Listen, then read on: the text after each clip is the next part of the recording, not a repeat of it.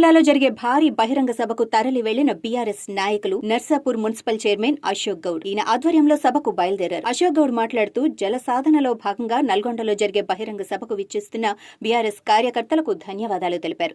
ఆయన మాట్లాడుతూ తెలంగాణ అభివృద్ధి గురించి ఎన్నో కార్యక్రమాలు చేపట్టిన కేసీఆర్ కి ధన్యవాదాలు తెలిపారు. జల సాధన ఈ రోజు నుంచే మొదలైంది, అది సాధించే వరకు మేము పోరాడతామని అన్నారు. ఆధ్వర్యంలో జరుగుతున్న మేరకు జల సాధన పోరాట యంత్రంలో నల్గొండ పట్టణంలో జరుగుతున్న ఈ సభకు లక్షలాది మందిగా విచ్చేస్తున్న తెలంగాణ ప్రజలు, తెలంగాణ టీఆర్ఎస్ నాయకులు పెద్ద ఎత్తున జరుగుతున్న ఈ పోరాటం మన జల సాధన ఉద్యమంలో భాగంగా కేసీఆర్ గారు ఒక నెల తర్వాత ఈరోజే బయటకు వస్తున్న క్షణంలో భారీ స్థాయిలో బహిరంగ సభ ఏర్పాటు చేయడం జరిగింది.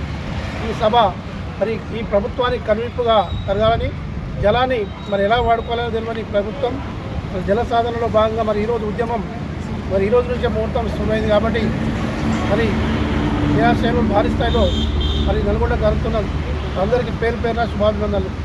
జై హింద్, జై తెలంగాణ.